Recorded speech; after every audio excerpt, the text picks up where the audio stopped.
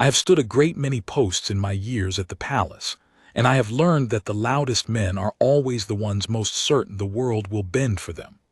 The briefcase came out of the crowd like a thrown stone, black leather turning end over end in the gray morning light, and I saw it before I heard the shout that followed it. I was 6 feet to Aldric Vane's left, close enough to count the brass studs on the corner of the case as it spun toward his head, close enough to know there was nothing I could do but watch. And Aldric Guardsman Aldric Vane, the steadiest man ever to wear the red of the Harrogate Guard, did what he always did. He did not move. You must understand what that costs. People see the stillness and think it is nothing, think it is an absence, a man simply not doing a thing. They are wrong. Standing still while a hard object flies at your face is not the absence of movement. It is the presence of a will strong enough to override every instinct a body owns. The flinch lives deeper than thought. It is older than reason. And Aldric had drilled it out of himself over years the way water drills a channel through stone, so that when the briefcase of Dominic Rausch, chief executive of Rausch Holdings, a man worth more money than this street would earn in 1,000 years, came flying at his head, Aldric Vane stood as though carved, chin level, eyes forward, and let it strike his shoulder and spin away to clatter on the cobbles. The crowd made a sound then. Not a scream, a kind of collective intake, the sound 100 people make when they have all watched the same wrong thing happen at the same instant, and none of them can quite believe it. Phones came up. They always come up. And Dominic Rausch, red to the collar of his very expensive coat, pointed a manicured finger at the man he had just assaulted and shouted that he would have him dismissed by nightfall. He was half right in the end. Someone was dismissed by nightfall. It simply was not the guard. But I am ahead of myself. Let me take you back to the beginning of that morning, because the throw was not the beginning. The throw was only the moment the rot inside a man finally showed on the outside. To understand why his fortune could not save him, you have to understand what he thought his fortune was for. My name is Corwin Ashby, and I have served the royal house of Harrogate for 19 years. I am not a hero of this story. I am the man who stood beside the hero and watched, and afterward wrote down what I saw so it would not be softened in the telling. Aldric Vane would never tell it himself. He does not believe he did anything. That more than anything else is why I do. The morning began under a low pearl-colored sky, the kind that promises rain and takes its time delivering. We had drawn the east gate, the ceremonial approach where the public gathers behind the gilded railings to watch the changing, and where, on that particular day, a state reception was scheduled inside the forecourt for a gathering of business leaders and benefactors. King Alaric was to receive them personally. It was a considerable honor, the sort of mourning that a certain kind of man circles on his calendar in red ink and mentions to everyone he meets for a month beforehand. Dominic Rausch was that kind of man. I did not know his name at 7:30. I knew only that a long silver car had drawn up short at the outer cordon, where the road had been closed for the ceremony, and that a driver in a peaked cap had come to the barrier looking harassed, and that behind him, still in the car, a passenger was leaning forward and gesturing in the sharp, chopping way of a person accustomed to being obeyed before he finishes speaking. The road closure was not negotiable. It never is. When the king moves, or when a gate must be cleared for the changing, the street belongs to the crown for those minutes and to no one else, not to ambulances, which are rerouted with military precision, not to lords, not to the press, and certainly not to a man in a silver car who had left his townhouse late and expected the morning to rearrange itself around his tardiness. Sergeant Bell, who commanded the cordon, explained this to the driver with the patience of a man who has explained it 10,000 times. The car would wait. When the ceremony cleared, the car would proceed. There was, he said, nothing to be done. The driver went back to the car. Through the glass I watched the passenger's face, and I remember thinking that I had rarely seen a man so genuinely astonished to be told no. It was not anger yet. Anger came later. This was pure disbelief, the expression of someone who has forgotten that the word applies to him. He said something to the driver. The driver, poor devil, came back to the barrier a second time, and this time he was apologizing before he even arrived, and he said his employer wished the officer to know that he was expected inside, that he was a guest of the king, that this delay was unacceptable and would be remembered. Bell said the car would wait. You would think that would be the end of it. A reasonable man, hearing that the king himself had closed the road, would settle back into the leather and count himself fortunate to be caught in so distinguished a delay. He would have a story to tell at dinner. But Dominic Rausch was not a reasonable man that morning, or perhaps any morning, and the closed road did not read to him as the king's business. It read as an insult, as an obstacle placed deliberately in his path by small men who did not understand who he was. He got out of the car. I want to describe him to you as I saw him then, crossing the cordon on foot with his coat flaring behind him, because the picture matters. He was perhaps 50, silver at the temples in the deliberate way of a man who pays to look distinguished, tall and broad through the shoulders, and going soft at the middle in the manner of the very rich, who exercise as a chore rather than a necessity. His coat was charcoal cashmere and had cost, I would guess, more than my month's wage. His shoes struck the cobbles like small hammers.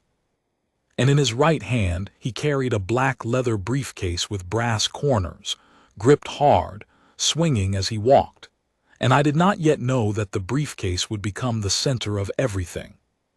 He did not go to Bell. He went past Bell, ducking the barrier before the sergeant could stop him, and he came up the approach toward the gate itself, toward the two of us who stood the post, Aldric Vane on the right, myself on the left, because I think, in the strange logic of a furious man, he had decided that the ceremonial guards were the ones truly blocking his path. We were the symbol of the thing that had told him no, and he had spent his whole life believing that symbols could be bought, bullied, or removed. You, he said, stopping in front of Aldric. You, I'm speaking to you. Aldric did not answer. Of course he did not answer. We do not speak on post. It is not our place, and the whole meaning of the guard is that we are not ordinary men to be drawn into ordinary quarrels. Aldric stood at ease underarms, rifle grounded, white gloves crossed at the small of his back, bearskin casting his eyes into shadow, and he looked at nothing and everything, the middle distance where a guardsman's gaze goes to live. This absence of response undid Rausch entirely. I have seen it 100 times.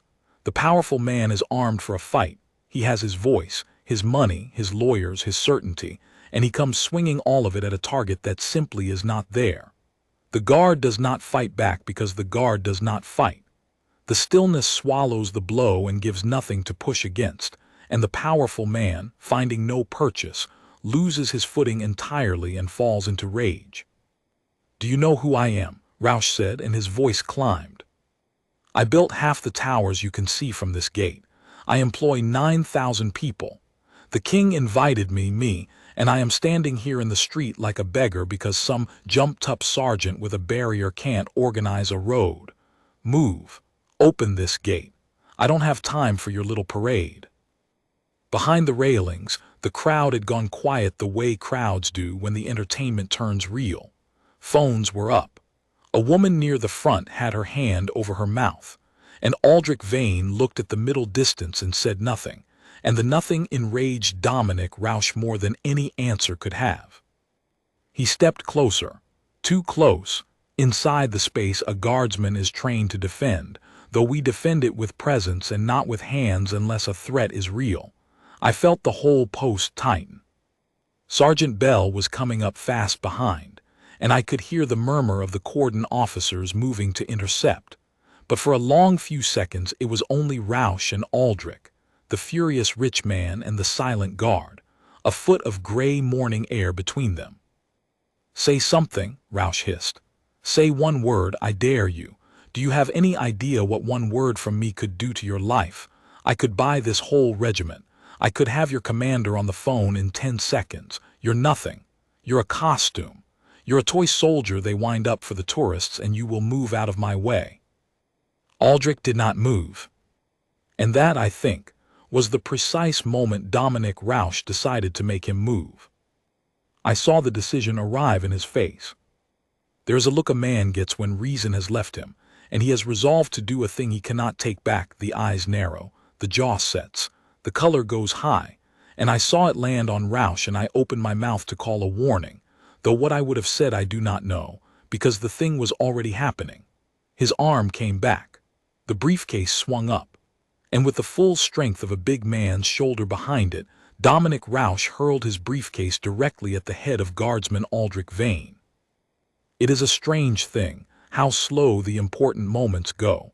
I had time to see the case leave his hand. I had time to see the crowd flinch as one body. I had time, God help me, to think that if it struck Aldric in the temple it could do real harm, that brass corner at that speed, and to feel the useless lurch of a man who knows he cannot cross the distance in time. And I had time to watch Aldric Vane not move. The case caught him high on the shoulder, glancing off the epaulette and the thick red wool, and spun away to strike the cobbles and burst its latches, scattering papers and a fountain pen and a slim silver device across the stone. Aldric rocked perhaps an inch with the impact and settled back to perfect stillness, and if you had blinked you would have thought nothing had touched him at all. His chin stayed level. His eyes stayed forward. A thin line of pain crossed his jaw and was gone, mastered, the way he mastered everything. The crowd's sound broke over us. Rausch stood breathing hard, and for one instant, I saw something flicker behind his fury that might have been the beginning of understanding, the dawning sense that he had just done a thing in front of 100 cameras that no amount of money makes disappear. Then the fury closed over it again, because men like Rausch have trained themselves never to feel that particular fear for long. He drew himself up. He pointed at Aldric. "You'll be gone by tonight," he said. "All of you. I'll have your jobs. I'll have this whole gate torn down. Do you hear me? Nobody keeps me waiting." That was when Sergeant Bell reached him, and 2 cordon officers with him, and the morning changed its shape. I should tell you about Aldric Vane, because the rest of this story does not make sense unless you know the kind of man the briefcase was thrown at. I have served beside him for 11 years, and in that time I have never once seen him raise his voice, and I have never once seen him fail to do the harder right thing when the easier wrong one was offered. He came to the Guard from a hard place, an orphan of the northern parishes, raised in a charitable house, a boy who owned nothing and expected nothing, and learned early that the only things a man truly possesses are the things inside him that cannot be taken. His discipline was not a costume, whatever Rausch said. It was the whole architecture of his soul. He had built himself out of restraint the way another man might build himself out of ambition, and the result was a man of astonishing quiet strength, a man who could stand for hours in freezing rain without a tremor, a man who once carried a fainting tourist half a mile to the medical post, and then returned to his shift without mentioning it to anyone, so that I only learned of it weeks later from the tourist's letter of thanks. He wore 3 medals on that red tunic, and not one of them was for parade. But that is a later part of the story, and I will come to it when Rausch does, because the discovery of what those medals meant was one of the several hammer blows that fell on Dominic Rausch over the days that followed, each one heavier than the last, until the whole edifice of his certainty came down. For now, know only this. The man who threw the briefcase believed he was assaulting a toy soldier, a decoration, a costume they wound up for the tourists. He was not. He had thrown a briefcase at one of the most disciplined and decorated men in the realm, in front of 100 witnesses and their 100 cameras, on the morning of a royal reception, at a gate under the direct authority of the crown.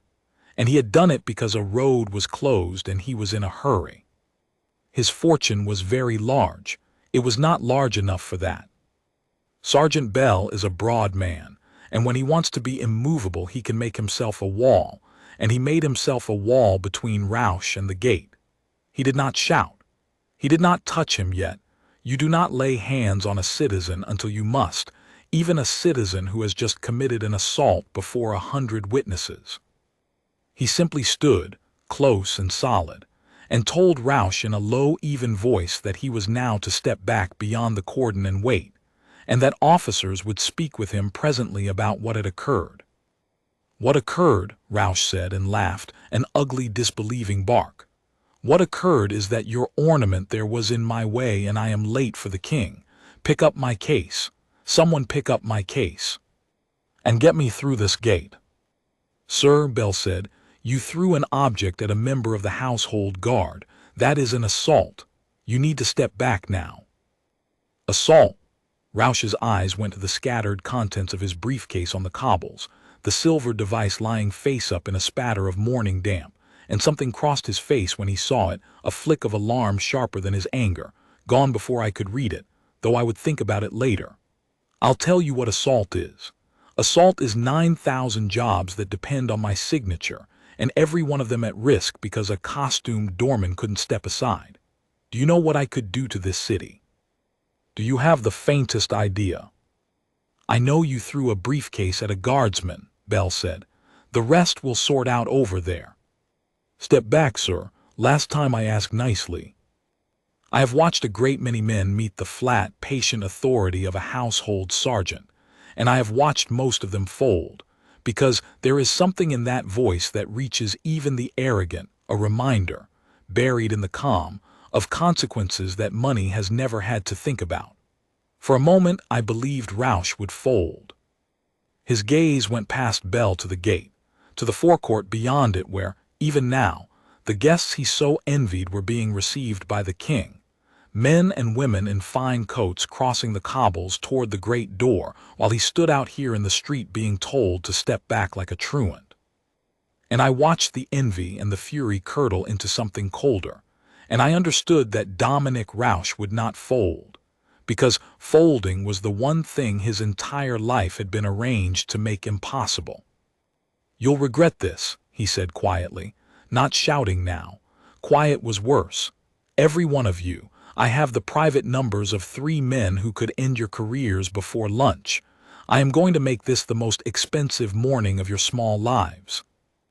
Then he turned, straightened his coat, and walked back across the cordon of his own accord, not because Bell had cowed him, but because he had decided in that moment that the fight would not be won here in the street with his hands. It would be won later from a leather chair, with a telephone. He had lost the physical field and did not care, because he did not believe the physical field was where power lived. He was wrong about that too, but it would take him some days to learn it. Aldric had not moved through any of this. He stood the post. That is what we do. A disturbance at the gate does not empty the gate, and while Bell and the cordon dealt with Rausch, Aldric Vane remained exactly where he had stood when the case struck him, chin level, eyes forward, the picture of a man to whom nothing had happened. Only I, standing close, could see the small things, the faint tightness at the corner of his eye, the shoulder he was holding with particular care. The brass corner had caught him hard. There would be a bruise the size of a fist under that red wool by evening, deep and black. He never mentioned it. When our relief came at the turn of the hour and we marched off in step, he moved as smoothly as ever, and it was only in the guardroom, when the tunic came off, that I saw the mark and swore under my breath, and Aldric looked at it in the mirror without expression and said, "It held," meaning the shoulder had taken it and the post had not broken, and that was the whole of his commentary on being assaulted by one of the richest men in the realm. I want to pause here, before the machinery of consequence begins to turn, and tell you what happened to that morning's footage, because it is central to everything that came after, and because it shows you how badly Dominic Rausch had misjudged the world he was living in. He believed, I think, that the incident belonged to him, that it was his to define, his to spin, his to bury under the weight of his lawyers and his reputation. He was a man who had spent 30 years controlling the story of himself, the flattering profiles, the staged photographs, the carefully managed appearances, and he had come to believe that reality was a thing that could be edited in the retelling by anyone with sufficient money. But that morning there were more than 100 phones at the east gate, and every one of them had captured the throw, and within the hour the footage was everywhere. And Dominic Rausch discovered that in the modern world, a rich man's worst enemy is a clear video. The clip that traveled furthest was 40 seconds long. It showed the whole of it.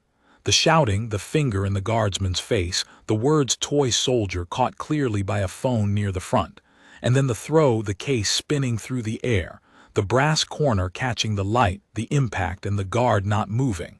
Not moving. That was the image that seized the realm by the throat.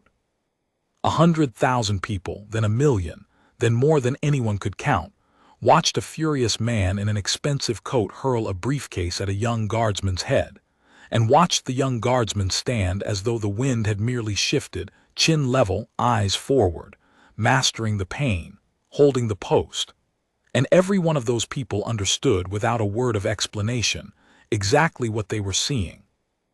They were seeing the difference between a man who thought money made him large and a man who had made himself large from the inside out, with nothing but discipline, and they knew instantly which of the two they admired. By midday the clip had 100 captions, and Dominic Rausch had a new name in the mouths of the realm, and it was not a flattering one. By evening, the first of his boards was meeting an emergency session to discuss what was to be done about a chief executive who had assaulted a royal guardsman on camera.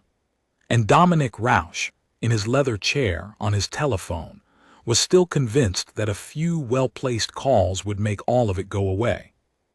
He rang his lawyers first. That was reasonable, any man might.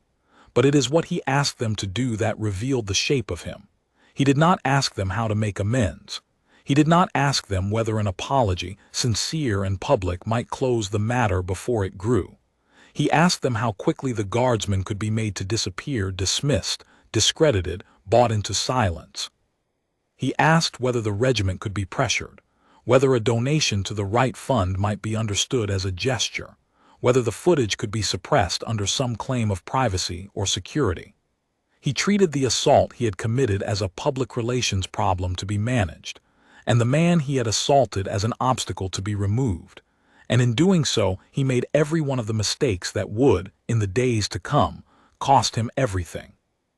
Because here is what Dominic Rausch did not know. Sitting in his leather chair believing his fortune could dissolve any inconvenience, the guardsman he had thrown a briefcase at was under the direct protection of the crown, and the crown does not sell its guardsmen. And the matter he was trying to make disappear had already been seen by the one man in the realm his money could not reach. King Alaric had watched the footage before his tea had gone cold. I was not in the room, of course. What I know of the palace's response I know from Captain Weld, who commands our company and who was summoned that afternoon to the king's study, and who told me afterward what passed there, because he thought I ought to know how the man who had stood beside Aldric that morning had been spoken of at the highest table in the realm. The king, Weld said, was not loud about it. Alaric rarely is. He is a spare, deliberate man who came to the throne older than most kings do, and who carries about him the particular calm of a person who has already survived the worst thing he was afraid of, and finds most of what follows a good deal easier to face. He had the footage playing on a screen when Weld entered, paused on the frame of the throw, the case suspended in the air a foot from Aldric's head, and he let it sit there a moment before he spoke. "Who is he?" the king asked, meaning the guard. "Guardsman Aldric Vane, sir, 11 years' service, one of the finest men in the company." The king nodded slowly. "And the other one, the one throwing my hospitality back through my gate?" "Dominic Rausch, sir, Rausch Holdings. He was on the guest list for this morning's reception." The king was quiet for a while. Then he said something Weld repeated to me word for word because it has stayed with me since. "A man came to my house as my guest," the king said, "and on the way in he assaulted the youngest, steadiest man standing my gate because a road was closed for a ceremony in his honor. He did it because he believed the man in the red coat did not matter. I want you to understand, Captain, that this is not a small thing that happened at a gate." This is a man telling me, in front of the whole realm, what he thinks my guard is worth. I should very much like to correct him. Yes, sir. Not with anything the papers can call revenge, the king went on. I will not have it said the crown crushed a citizen for a moment's temper. That is what he expects, a great man ruined by a greater one, money against money, power against power. He understands that fight. He has won it his whole life.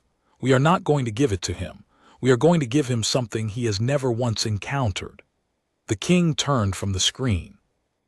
We are going to give him the law, applied to him exactly as it would be applied to any man who threw a briefcase at a guardsman on a public street.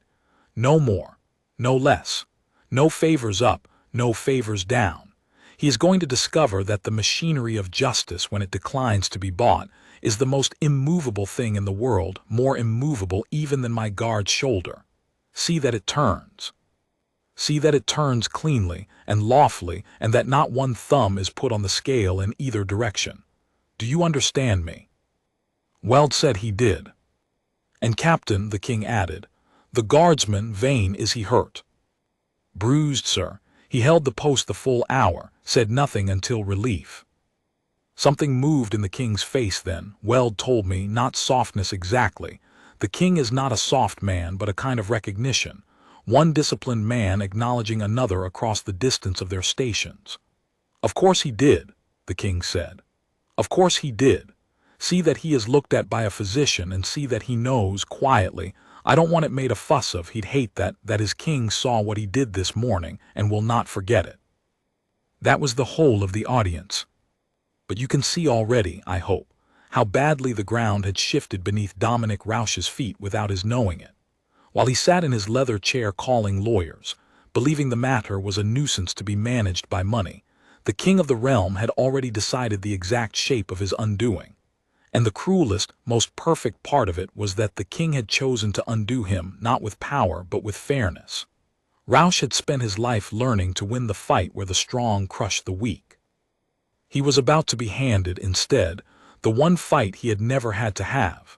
The fight where the rules apply to everyone equally, and no amount of money exempts you from them. And the only question the law asks is what you did, not who you are. He did what he did. There were 100 cameras, and the king had ordered that not one thumb be placed on the scale. The machinery began to turn that same evening. The first Rausch knew of it was a call from his chief lawyer, a smooth and expensive man named Pruitt, and the call did not go the way Rausch expected. He had been waiting to be told the guardsman had been dealt with, the footage suppressed, the incident smoothed over. Instead, Pruitt told him, in the careful voice lawyers use when they are about to lose a client money, that the matter could not be smoothed over, and that in fact the situation was considerably more serious than Rausch appeared to understand. It's on 100 cameras, Dominic, Pruitt said. I've watched it 11 times. There's no version of the footage where you don't throw the case. There's no angle that helps us. And the man you threw it at is a serving member of the household guard, which means this isn't an ordinary assault. It's an assault on a guardsman on royal duty at a royal gate on the day of a royal reception. The crown has an interest, and I'm hearing quietly, I can't confirm it yet, that the crown intends to let the matter go all the way through the courts. No settlement, no quiet word. They want it done in the open. Then by the guardsman, Rausch said, whatever it takes, every man has a number. There was a silence on the line. That's the second thing I need to tell you, Pruitt said. You can't. And I would advise you very strongly never to say that sentence again to anyone, least of all to me on a recorded line, because attempting to induce a crown witness to silence in a matter the crown is prosecuting is itself a serious offense, and the mood I'm sensing from the palace is not a mood that will treat such an attempt gently. Dominic, I have to be plain with you. You are used to problems that money solves. This is not one of them. The best outcome available to you now, the very best, is a full, sincere, public apology, immediate before this hardens. Offer to make good on the man's injury. Take responsibility. Throw yourself on the mercy of the moment. If you do it tonight, you might contain it. I am not apologizing to a doorman, Dominic Rausch said, and hung up the phone. That sentence, "I am not apologizing to a doorman," is the hinge on which his whole ruin turned. Everything that happened to him afterward, every rung of the long ladder he fell down, he could have avoided at almost any point by simply saying he was sorry and meaning it. The king had built him an exit. Pruitt had shown him the door. His fortune, even then, could have bought him back his good name, if only he had been willing to spend a little humility along with the money. But Dominic Rausch had never in his life needed humility, had never developed the muscle, had let it wither like an unused limb, and now, at the moment he needed it most, he found he did not possess it. He could sign a check for a sum that would stagger a small nation. He could not say 4 honest words to a man in a red coat. And so the machinery turned, and he stood in its path, and it did not care in the least how much he was worth. Now I must tell you about the silver device, because it is the thread that turned a single foolish morning into the unraveling of a whole man, and because it is the reason the phrase went around the realm that his fortune could not save him, for it was his own fortune, in the end, that hanged him. When the briefcase burst on the cobbles, its contents scattered, and among them was a slim silver device about the size of a hand, which lay face up in the damp until a cordon officer, gathering the spilled papers as evidence, picked it up. It was a private recording device, the kind a man carries to capture his own meetings, so that he holds the only record and can produce or suppress it as suits him. Rausch had seen it lying there. That was the flick of alarm I had caught on his face at the gate, the fear sharper than his fury, and at the time I had not understood it. I understood it later. The device was logged, as everything at the scene was logged and photographed and set aside, because it had spilled from the case of a man now under investigation for assault. Rausch's lawyers, once they learned of it, moved heaven and earth to have it returned to him as private property, and in the ordinary way of things, it might have been. A man's private recorder is his own. But the officers had noted, in the plain course of their duty, that its little screen had been showing an active recording when it fell, and that it had gone on recording where it lay on the cobbles, capturing 40 more seconds of the aftermath before an officer's hand closed over it. And a recording made in a public place, of a public assault, spilled in plain view at a crime scene, is not so simply reclaimed. I will not pretend I understood the law of it at the time. I learned it, as most of the realm did when it came out in court, but the shape of the thing was this.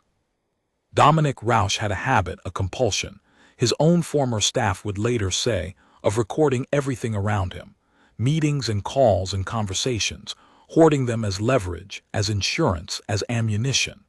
He recorded because he trusted no one and wanted always to hold the only account.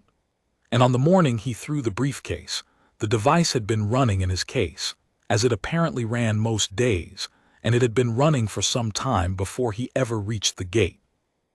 It had been running, in fact, in the silver car, while he waited at the cordon. It had caught what he said to his driver.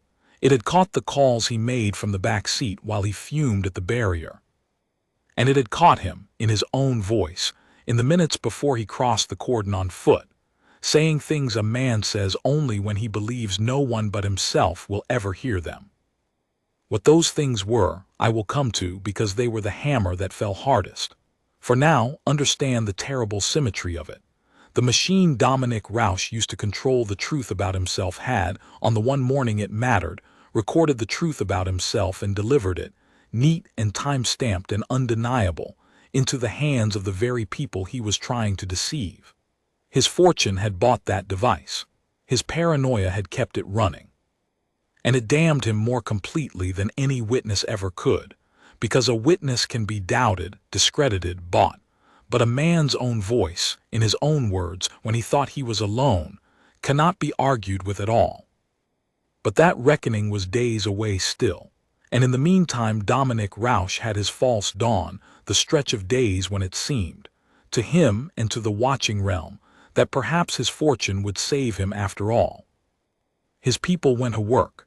They are formidable, the people money buys, and they did what they were paid to do. A story appeared placed, though it did not say so, suggesting that the guardsman had provoked the incident, had said something under his breath, had moved to block Rausch deliberately in some petty exercise of small authority. Another story appeared questioning whether the footage had been edited, whether the throw was as clear as it seemed. A third, more cunning, painted Rausch as a great benefactor, an employer of thousands, a pillar hounded by a mob over a single moment of understandable frustration on a stressful morning, and asked whether the realm had lost all sense of proportion. Should a man's life's work be undone, it asked, over a briefcase? For a few days it seemed to work. That is the thing about money at that scale. It does not need to win the argument. It only needs to muddy it, to introduce enough doubt and noise that the clear thing becomes contested and the watching public, tired and unsure, moves on to something else. I watched it happen with a sick feeling. I watched the clean image of that morning. The throw, the guardsman not moving, get dragged into a fog of competing claims. And I watched Dominic Rausch, sensing the tide, grow bold again, and issue through his people a statement that was not an apology at all but a masterpiece of saying nothing. He regretted that a misunderstanding at the gate had been so widely misconstrued. He had the highest respect for the traditions of the realm. He considered the matter closed and hoped others would allow him to return to the important work of serving the 9,000 families who depended on him. The matter closed. He truly believed he could declare it so.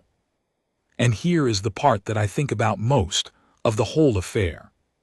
Through all of it, the place stories, the smears against him, the suggestion that he had provoked a violent man, Aldric Vane said nothing. He gave no interview. He answered no attack.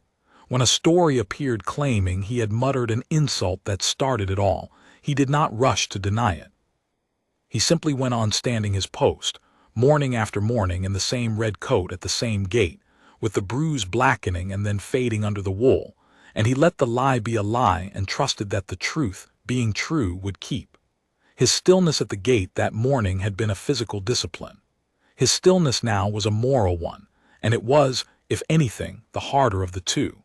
It is a terrible thing to be lied about by a man with 100 voices when you have only your silence.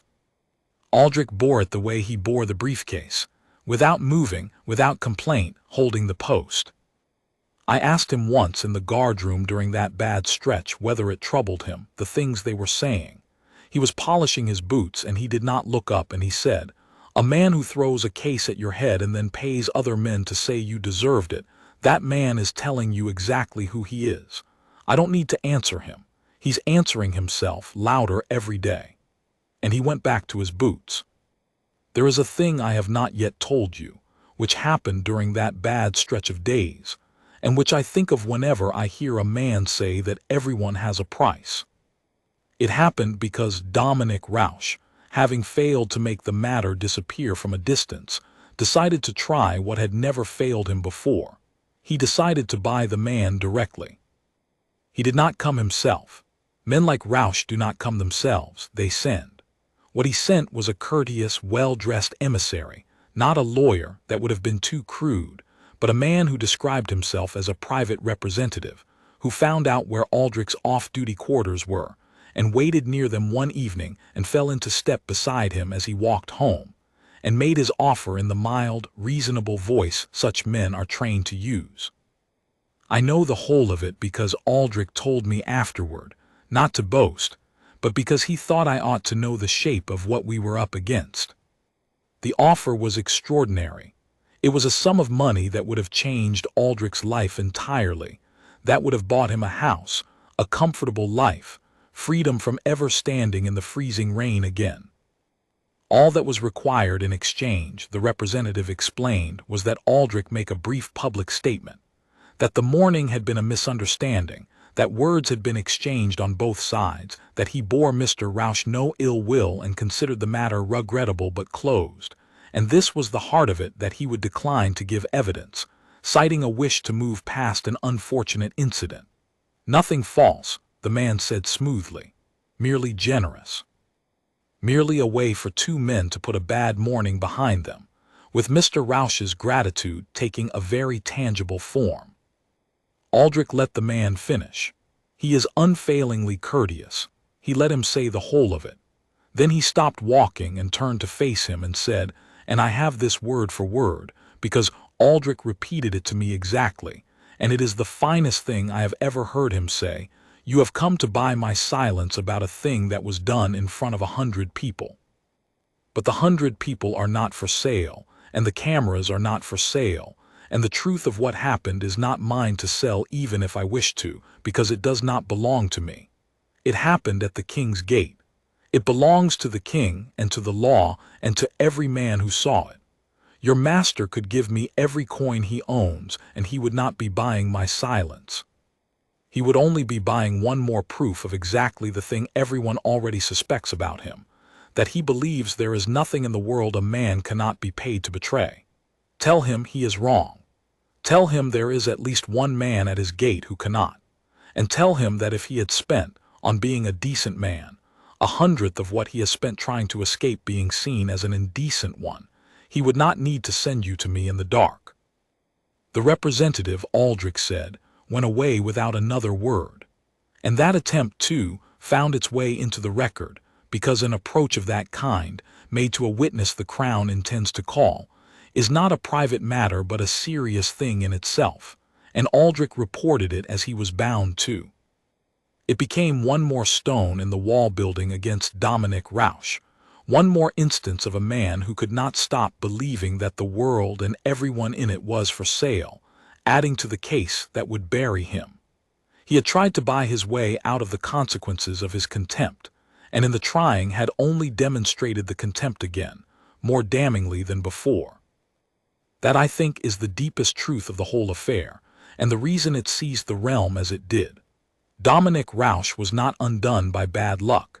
He was not undone by a vengeful king or a clever prosecutor or a mob. He was undone, at every single stage, by the very thing that had made him rich, the bedrock certainty that everything and everyone could be bought, moved, handled, managed, made to go away for the right sum. It had worked for 30 years. It had built him towers.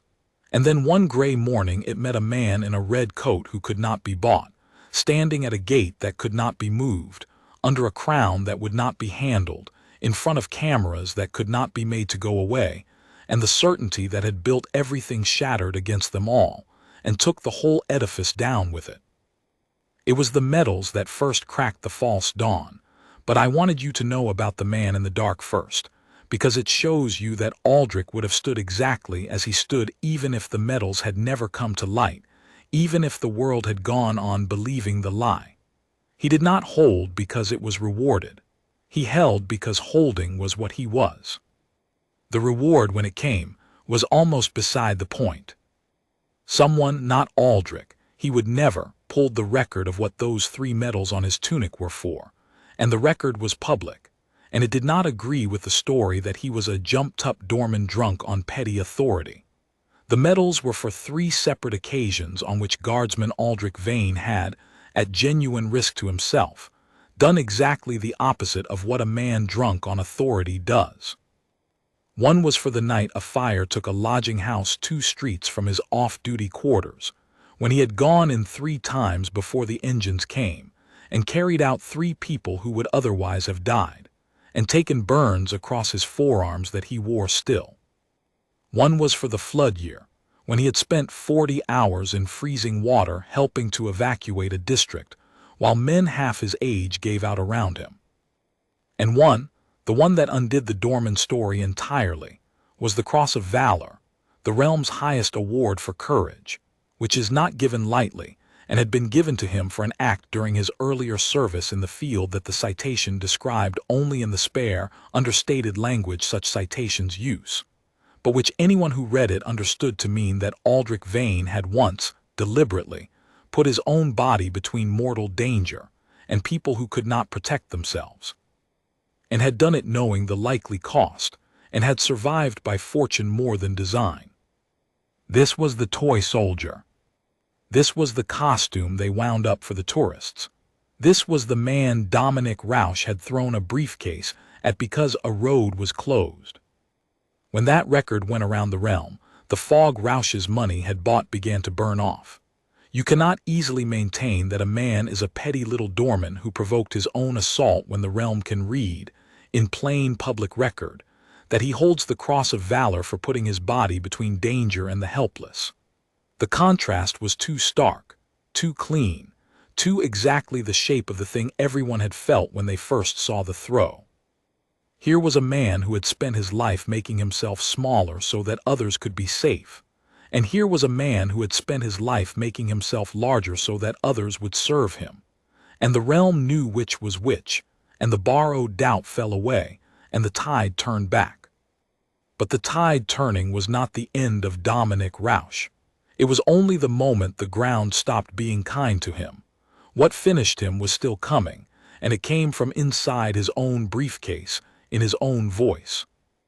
In the weeks between the throw and the trial, the world Dominic Rausch had believed was his began, quietly and then quickly, to close its doors to him. And the manner of that closing tells you something about how the powerful truly punish one of their own, which is not with fury but with absence. He had been, remember, a man defined by rooms he was admitted to. The reception he had been so desperate to reach that morning was only one of 100 such rooms, the boards, the clubs, the private dinners, the tables where the men who ran things sat down together and decided how things would be run. His whole sense of himself was built on his place at those tables. And one by one, without announcement, without any confrontation he could push against, those places began to disappear. An invitation was not renewed. A dinner went ahead without him. A board on which he sat sent word, through intermediaries, that it might be best if he stepped back from public duties for a time, for the good of the institution. No one said the word briefcase. No one had to.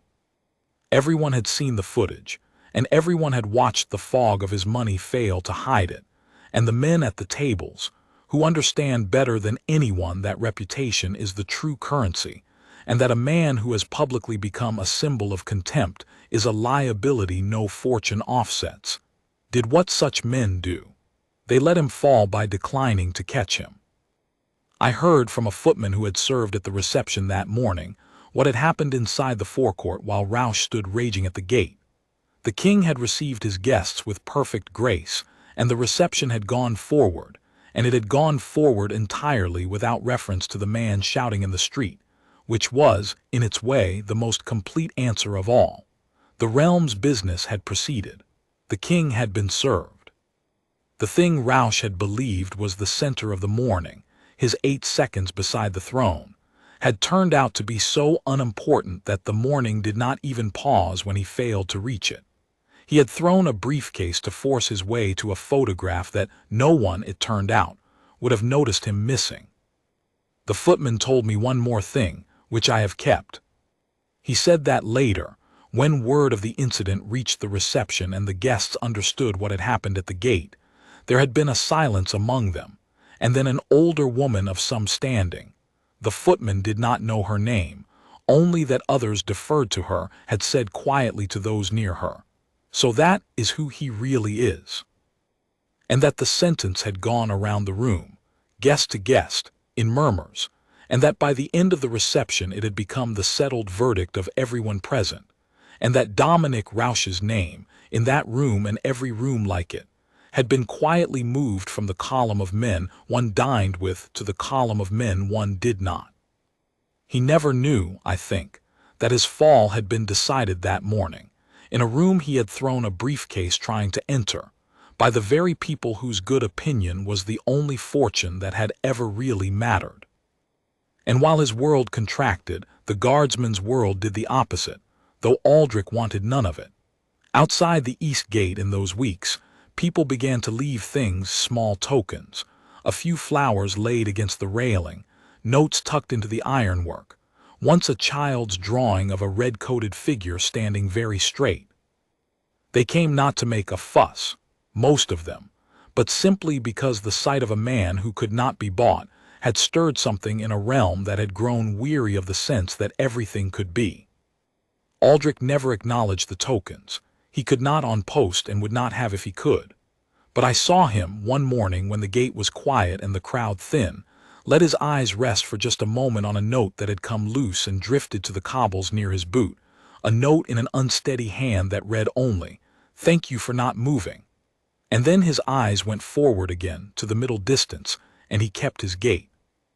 The matter came before the court on a bright hard morning some weeks later, and I was there in uniform, because Aldric had been called as a witness, and I had asked to stand with him, and Captain Weld had allowed it. The room was old and high-ceilinged and full, every seat taken, because by then the whole realm had a stake in the question of whether the richest sort of man could throw a briefcase at the steadiest sort of man and walk away untouched. Dominic Rausch arrived in a coat that cost more than the room and a phalanx of lawyers led by the smooth Prewitt, and he wore, at first, the expression of a man attending a formality, a tedious box to be ticked before his life resumed. He had spent, I later learned, an extraordinary sum on his defense. He had hired the finest advocates, commissioned experts to dispute the footage, prepared arguments about stress and provocation and disproportion. He had brought the whole weight of his fortune to bear on the single question of getting himself acquitted, and he sat there in the first hour genuinely confident that it would be enough, because it had always, in every arena of his life, been enough. The footage was played first, on a large screen in full in a silent room. It is one thing to see a clip on a phone. It is another to sit in a court of law and watch, at full size, a man in an expensive coat lean into a young guardsman's face, call him a toy soldier, and then draw back his arm and hurl a briefcase at his head, and to watch the guardsman not move. The room was very quiet when it ended. I watched the faces of the ordinary citizens in the gallery, and I watched something settle in them, a judgment forming that no advocate's cleverness was going to shift. Prewitt rose and did his best. It was skillful, I will grant him, the way he spoke of a stressful morning and a moment of temper and a man who had given so much to so many, but he was building a house on sand, and everyone in the room could feel the tide already under the floorboards. Then Aldric was called. He took the stand in his red coat, bearskin under his arm, and he stood as he stood at the gate, straight, still, chin level, and he answered every question in the same low, even voice, plainly, without embroidery, without a single word of malice toward the man who had thrown the case and then spent weeks paying others to slander him. He was asked whether he had provoked Rausch. He said no. He was asked whether he had said anything to him. He said no. Guardsmen do not speak on post. He was asked whether he had been hurt. He said the case had caught his shoulder and there had been a bruise. He was asked, by Prewitt, in the silky voice of a man laying a trap, whether it was not true that he could have simply stepped aside and avoided the whole unfortunate business. And Aldric Vane looked at him and said, "The gate I stand is not mine to abandon because a man is impatient. If I stepped aside every time someone with a loud voice wished me to, there would be no gate and no guard and no meaning to the red coat at all. I did not step aside. I would not again. That is the whole of my duty, sir, and I am content with it." It was not a speech. He did not raise his voice, but you could feel it land in that room like a stone into still water, the difference between the two men made plain in a dozen quiet words, the one who abandoned nothing said against the one who believed everything could be abandoned for his convenience. Prewitt, wisely, asked nothing further. Aldric stepped down. And that, I thought, was surely the height of it. The case seemed already decided in every heart in the room. Then the prosecution said they wished to enter one further item of evidence, and produced the silver device. I watched Dominic Rausch's face as it was carried forward, and I saw the color leave it. Prewitt was on his feet at once, objecting. It was private property. It was a personal recording. It could not be admitted. But the arguments had all been had beforehand. In the weeks of legal wrangling I have spared you, and the ruling had gone against him. A recording running openly in a briefcase that was hurled as a weapon and burst at a public crime scene, capturing a public assault and its aftermath, was evidence, and it would be heard. Prewitt sat down slowly. And I understood, watching Rausch, that whatever was on that device, he knew it, and he had known it all along, and it was the thing he had feared from the first moment he saw the recorder lying face-up on the cobbles. They played it. It began in the silver car at the cordon the morning of the throw. Rausch's own voice, unmistakable, filled the silent court, and it was not the voice of a man having a stressful morning. It was the voice of a man who believed himself entirely alone and unobserved, speaking his true mind, and what his true mind contained emptied the last of the color from his own face as the room listened. He was heard telling his driver to run the barrier, to simply drive through the cordon and let the guards get out of the way because they won't do anything, they're ornaments, they're not allowed to touch me. He was heard when the driver refused on the telephone to some associate, and what he said on that call was the thing that turned his assault from a rich man's temper into a rich man's rot laid bare. He was heard laughing about the reception he was late for, about the king's guests, and saying that he had only come to be seen, to shake the right hands, because the whole point of this morning is the photograph. I stand next to the king for 8 seconds, and it's worth more than the whole tedious charity they're pretending it's about. He was heard, worst of all, discussing a matter of his own business, a scheme, spoken of in half-words but plain enough in the whole, in which he detailed how a certain arrangement was to be concealed, how certain monies were to be moved so that they could not be traced, how the people who might object were to be handled, and how none of it would ever come to light because who's going to look? Nobody looks at a man who writes checks that big. Somebody was looking now. The whole realm was looking, through the ears of a silent court, at a man convicting himself in his own voice of far more than a briefcase. The recording ran on, and with every sentence the great structure Dominic Rausch had spent 30 years building, the benefactor, the pillar, the great man hounded over a moment's temper, came apart, because you cannot maintain a mask when the realm has heard your true voice speaking your true thoughts when you believed no one could hear. His fortune had bought the finest lawyers, and the finest lawyers sat helpless while their client's own recorder, his own paranoid habit, his own money's device, dismantled him syllable by syllable. This was why they said his fortune could not save him. It was worse than that. His fortune had built the very thing that damned him. The recorder was expensive. The habit was his. The voice was his own. When it ended, there was a silence in that room I have never heard equaled, not in 19 years of ceremony and state occasion. And in the middle of it, Dominic Rausch sat very still, I thought, as he had once demanded a guardsman be for him, and stared at nothing, and understood at last that there was no call he could make, no check he could write, no man he could buy that would take back the sound of his own voice in a court of law. The court found him guilty of the assault, of course. It could not have found otherwise, and the sentence, when it came, was measured and fair, and exactly what the king had demanded. No thumb on the scale in either direction. The law applied to a rich man precisely as it would be applied to a poor one.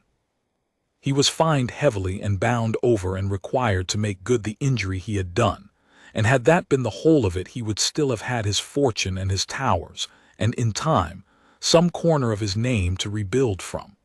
A rich man survives a fine. A rich man even survives a bad morning caught on camera, if he is willing to be humble about it afterward. But the assault was never really the thing that finished Dominic Rausch. The assault was only the loose thread. What finished him was what he had said in his own voice while the recorder ran, that scheme of concealed arrangements and untraceable monies and people to be handled. Because those words, once spoken in open court, could not be unheard by the people whose business it was to look into exactly such things. And they looked, as he had sneered no one ever would because he wrote checks too large. They pulled the thread, and it ran, and it did not stop running, and over the following months the whole hidden architecture of the man came apart in daylight. I will not pretend to understand the fine machinery of it, the ledgers and the shell arrangements and the moved monies. I am a guardsman, not an accountant. But I understood the shape of the ending, which the whole realm understood, The fortune that Dominic Rausch had believed made him untouchable turned out to have been built, in significant part, on the very concealments his own recorder had caught him describing, and when the light reached them, they could not stand it. His boards, which had wavered while he was merely a man who threw a briefcase, did not waver at all once he was a man whose own voice had described how the monies were moved. They removed him. The arrangements unwound. The towers he had boasted he built passed to other hands. The 9,000 families he had wielded as a shield in his defense turned out, in the main, to be perfectly capable of going on without him, under managers who did not record their own meetings out of contempt for everyone in them. Within a year, the man who had told a guardsman, "I could buy this whole regiment," could not have bought the regiment's boots. His fortune had not saved him. It had been the instrument of its own undoing, because a fortune built on the belief that no one is watching cannot survive the day the whole realm watches. And Dominic Rausch had summoned that day himself, with his own arm, at a closed gate, over a delay of a few minutes, because he could not bear to be told no. I have thought a great deal since about the exact nature of what ruined him, and I have come to believe it was never the money and never the law and never even the recorder. It was the thing the recorder revealed, which was there long before the briefcase ever flew, the belief that other men did not matter, that a guardsman was an ornament, that a road closed for a king was an insult aimed at him, that the point of a charity mourning was the 8 seconds of photograph, that people were to be handled. Every ruin in his life grew from that single rotten root, the conviction that he was real and others were scenery, and the briefcase was only the moment the root broke the surface where the cameras could see it. A man who believes others do not matter will, sooner or later, do a thing in front of them that they will not forgive, because he has forgotten they are watching at all. Rausch forgot at the gate that the guardsman was a man. He forgot the crowd were people.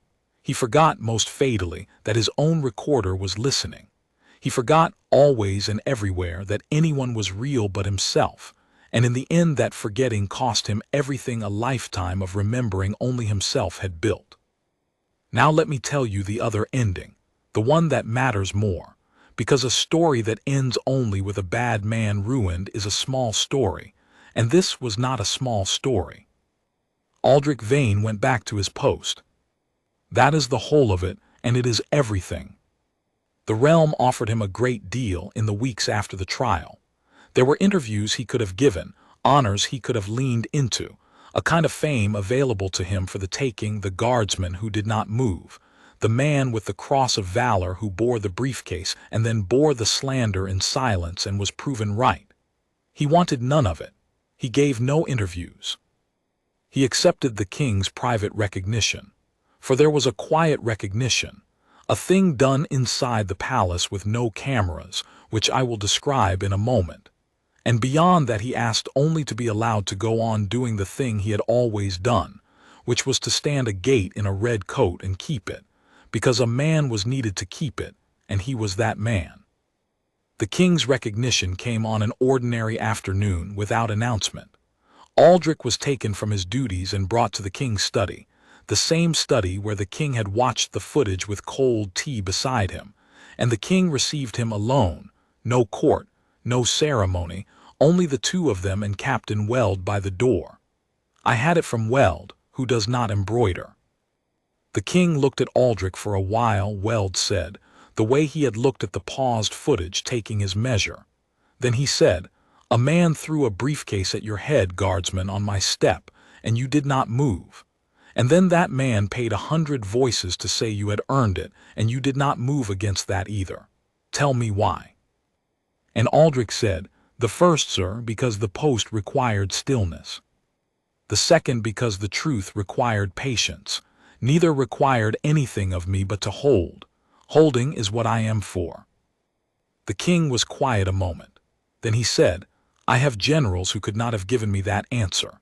I wanted you to hear from me and in no one else's hearing that I saw what you did and what you are, and that as long as I hold this throne there will be a place at my gate for a man who holds. You may go back to it now if that is truly what you want, but know that you go back honored, whether or not the world is ever told." Aldric said it was truly what he wanted, and he went back to it.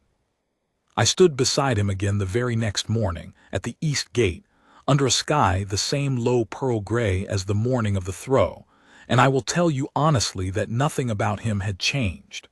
The Cross of Valour rode on his chest where it had always ridden. The shoulder that had taken the briefcase was long healed. The great affair that had shaken the realm and unmade one of its richest men had passed over Aldric Vane and left him exactly as it had found him, straight, still, chin level, eyes forward, keeping a gait, because that is what he was all the way through, with nothing hollow in the middle, and a man with nothing hollow in the middle cannot be knocked down. There was nothing in him for the blow to collapse. The crowd gathered behind the gilded railings as it does every morning, tourists with their phones, families, the curious and the reverent, and among them that day were a good many who had come, I think, precisely to see him, the guardsman who had not moved. They found a man in a red coat standing perfectly still, giving them nothing, keeping his gait, and it seemed to satisfy them completely, because the stillness was the whole point, and they understood it now in a way they might not have before Dominic Rausch taught the realm the difference the hard way. A small boy near the railing that morning, I remember him, asked his mother, in the loud clear way of the very young, why the soldier did not move. And his mother, who had perhaps watched the footage like everyone else, crouched down beside him and said something I have kept ever since. She said, "Because moving is easy, love. Anyone can move. Standing still when everything is trying to push you, that's the hard thing. That's the brave thing. That's why they give the medals to the ones who can stand." Aldric, 6 feet away, gave no sign that he had heard. But I stood close, and I have known him 11 years, and I saw the very corner of his mouth, under the shadow of the bearskin, move the smallest fraction it is possible for a mouth to move, and then be mastered and go still again, the way he mastered everything. That is the whole of it. A rich man threw a briefcase at a guardsman because a road was closed, and believed his fortune could bear him past any consequence, and learned instead that fortune is the emptiest kind of armor, that it guards nothing at the center, and shatters the moment the world looks closely at what it was covering. And a poor orphan from the northern parishes, who owned nothing and expected nothing and built himself out of discipline, because it was the only thing no one could take, stood agape through all of it and did not move, and was, at the end of the affair, exactly as rich as he had been at the start, which is to say richer than Dominic Rausch ever was. For he possessed the one thing the CEO's whole fortune could not buy and the CEO's own arm had proven he lacked, and that was himself. The briefcase flew and the guard held. Seconds later, and for a long while after, the man who threw it discovered, coin by coin and towering fall by towering fall, that no fortune ever minted can save a man from the truth of who he is. The guard already knew who he was. That is why he did not need to move.